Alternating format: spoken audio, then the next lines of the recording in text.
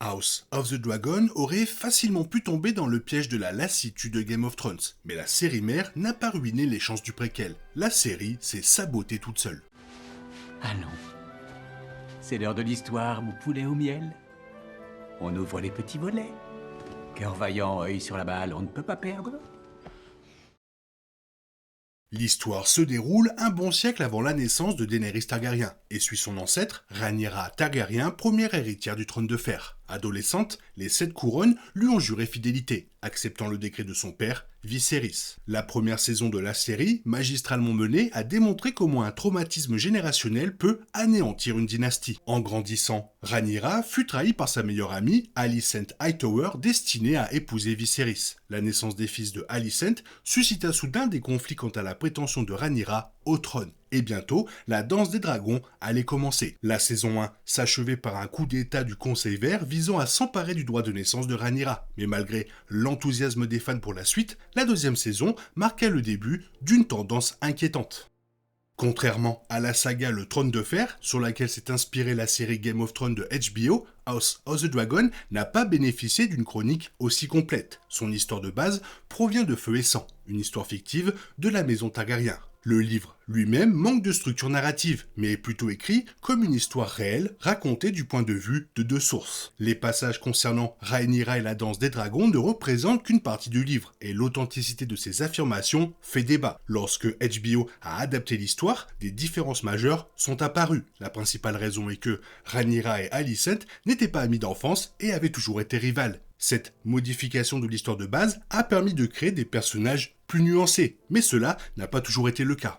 La saison 2 a connu des changements radicaux, et pas toujours pour le bien de l'histoire. D'une part, Alicent et Rhaenyra ont été édulcorés par leur caractérisation complexe. Il semble que, tout comme certaines séries de HBO, House of the Dragon ait eu peur de créer des personnages féminins antipathiques. Daemon Targaryen, l'oncle mari de Rhaenyra, a également été complètement gâché dans la saison 2, laissé pourrir sans rien faire à Harrenhal. Cela a mis en lumière le problème principal. House of the Dragon commençait déjà à s'éterniser. À plusieurs reprises, la saison 2 a donné l'impression que rien ne s'était passé, car il ne s'était rien passé. Bien que la danse des dragons ait été évoquée à la fin de la saison 1, elle n'avait toujours pas commencé à la fin de la saison 2.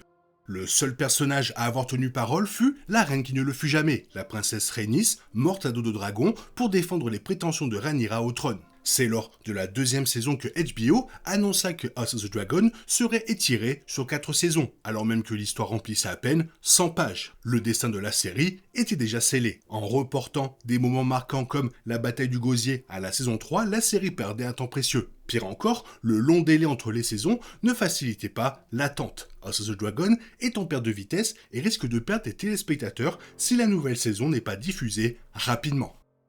Le problème avec les sagas populaires, c'est que les chaînes sont souvent réticentes à donner envie aux fans d'en savoir plus. Dexter est un exemple célèbre sur Showtime, diffusé pendant 8 ans et prenant des décisions parmi les plus controversées de la télévision. L'histoire de Feu et Sang était concise, et la série aurait été plus efficace si elle avait suivi. House of the Dragon aurait pu être l'antidote à Game of Thrones, car elle en était déjà l'antithèse directe.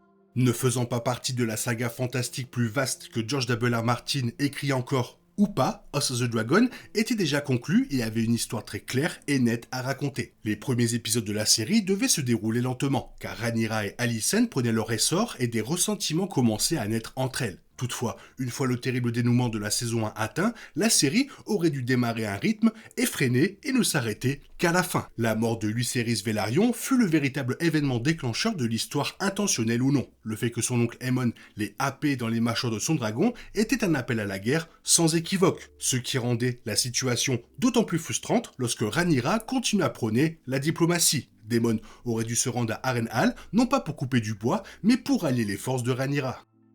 Cela aurait naturellement conduit à la bataille du gosier, tant attendue par tous les lecteurs. On pourrait arguer qu'avec toute l'animation des dragons, la série ne disposait pas du budget nécessaire pour une bataille navale sanglante. Malgré tout, cela aurait été la solution la plus logique pour clôturer la saison 2. Ces manœuvres étaient déjà en cours de mise en place narrative. Dans la série, les Verts avaient envoyé Tywin Lannister rallier les Tyroshi, ennemis de Daemon, qui avaient accepté de retourner leurs forces navales contre Corlys Velaryon et sa flotte. Cela coïncida avec la décision de Rhaenyra d'envoyer ses fils à Pentos pour leur propre sécurité, le temps qu'elle assure le trône. Naviguant sur le fol abandon, le navire entra en contact avec les forces Tyroshi et une bataille s'ensuivit. Le prince Jacaerys se lance au combat sur le dos de Vermax. Au cours du même conflit, le frère cadet de Jacaerys, Viserys, fut capturé tandis que Aegon s'échappait à dos de dragon. Cette nouvelle dévastatrice aurait porté un coup dur au Conseil Noir et aurait marqué une fin naturelle à la saison. Les fans devront attendre l'été 2026 pour assister à cette bataille sanglante. Ce fut également le début des fissures au sein du commandement de Rhaenyra, la perte d'un si grand nombre de ses forces au combat commença à monter son peuple contre elle et allait finalement entraîner sa chute. La danse des dragons est si riche en combat qu'il est difficile de comprendre pourquoi HBO se retire. Mais le manque d'action n'est pas le véritable péché de la série, c'était la disparition de ses personnages. Ne pas voir le feu des dragons, ni les batailles navales épiques est une chose, mais ce sont les personnages qui ont véritablement souffert de la durée de la série, et ce, en seulement 2 saisons. Rhaenyra a fait preuve de persévérance dans la saison 2, employant une stratégie malgré le désir de violence du reste de son camp. Sa décision de trouver des semences de dragons était inspirée et a été l'un des rares arcs narratifs satisfaisants de la saison. D'autres semblaient perdre leur temps dans un cours tragique d'événements. Daemon fut exilé à Harrenhal sans autre occupation que de parler à une sorcière et de faire des rêves érotiques sur sa mère. Cela semblait être dû à l'indécision du personnage, même s'il était l'un des plus populaires de la série. Daemon était traité comme un chiot blessé, bien que l'histoire de base n'ait jamais indiqué qu'il avait hésité à soutenir Rhaenyra. La série racontait une histoire très prévisible dont Matt Smith lui-même avait déjà fait partie dans une autre série. La jalousie de Daemon envers le règne de Rhaenyra ressemblait presque trop au rôle du roi Philippe dans The Crown. Dans House of the Dragon, Daemon se sentait délaissé par son frère et s'en prenait sans cesse à sa femme. Bien que ses sentiments soient naturels, c'est une histoire que les téléspectateurs ont déjà vue. Il a fallu une saison entière à Daemon pour comprendre que son rôle était de soutenir Rhaenyra et de réparer leur mariage. Si la chronologie avait suivi le livre plus fidèlement, Daemon aurait été le bras droit de Rhaenyra, ne laissant planer aucun doute sur son ascension. C'était au Vert de s'en charger. Alicent avait également une histoire répétitive où elle se demandait constamment si ses actes étaient justes. Cela est en contradiction avec son personnage, compte tenu du nombre de fois où elle a comploté pour porter son fils au pouvoir. Dans un segment particulièrement éprouvant, les fans ont vu Alicent flotter dans l'eau pendant un épisode entier, comme si cela l'absoudrait de tout ce qu'elle avait fait. Alicent Hightower est l'un des personnages les plus fascinants du livre, une belle-mère maléfique et implacable, mais ce caractère s'estompe dans l'adaptation par HBO. Cela s'explique peut-être en partie par le fait que cet archétype proche de Cersei a déjà été vu, même si Alicent est incontestablement la plus intelligente des deux. Les plans d'Alicent fonctionnent et sa justification de la justesse de ses actes en fait une protagoniste bien plus intéressante. La série a toujours été axée sur la cruauté de la guerre, et la saison 2 a tragiquement supplanté ce thème. Les fans ne peuvent qu'espérer qu'avec 2026, le feu et pourquoi pas le sang seront de nouveau au rendez-vous. HBO a fait durer la série parce qu'ils avaient des acteurs sur lesquels ils voulaient capitaliser, et peut-être même gagner des awards, et pourtant ce fut l'effet inverse. Tout s'est écroulé. Toi, qu'est-ce que tu en penses? Fais-moi part de ton avis et des problèmes que tu as vus dans la zone commentaire, et comme d'habitude, bisous bisous, bye bye. Il est impossible de compter sur les autres de nos jours, on est obligé de tout faire soi-même. Je me trompe? Rien de grave, j'avais tout prévu.